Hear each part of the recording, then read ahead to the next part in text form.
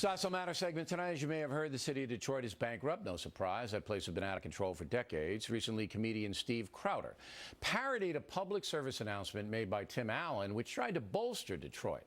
Mr. Crowder sees it a bit differently. It's a city that's eating itself alive and been entirely run by Democrats and unions since 1961, where a Republican scapegoat is just as elusive as any end in sight.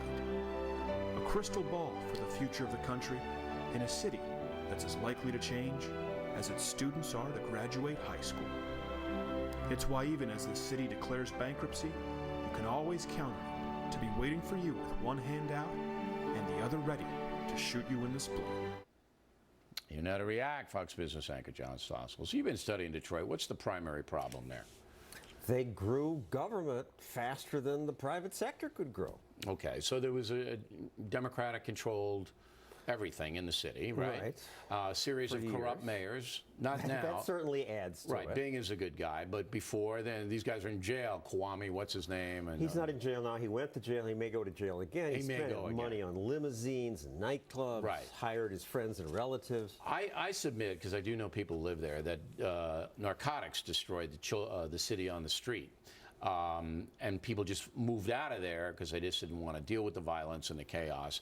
And then the tax revenues went down because the people who were making money left and moved to the suburbs. So you don't mean narcotics, you mean all the crime caused by your law against the narcotics. No. You're going to have those, if you're addicted to drugs, you're going to have people that are causing trouble, whether it's legal or illegal. It's just the way it is. People addicted to cigarettes don't cause trouble. It's not the same thing, all right?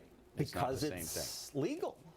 No. If you're going to be addicted to methamphetamine, cocaine, your behavior is going to change, your mindset has changed, you're inebriated and all that. But you don't shoot people. Okay. So I believe that had a tremendous deleterious effect on the city. All right? Didn't help. And the mismanagement of the city, money being stolen, nothing ever getting done because they wouldn't go to the root of the problem. All right. Now let's talk about a happier thing, because I know you're very, very emotionally involved with the royal family, I should say, over there. Kate and William, the prince, made their first appearance with the little baby boy. Go. He's got a good pair of lungs on him, that's for sure. He's a big boy, he's quite heavy, but we're still working on a name, so we'll have that as soon as we can. But it's the first time we've seen him, really, so having a proper chance to catch up. That's a nice story, right, Stossel, even for a libertarian like you? I'm happy they have a baby, but why are they screaming? Who? The crowds around. Because they're rock I went to the stars. TV sets. You know, what's going on?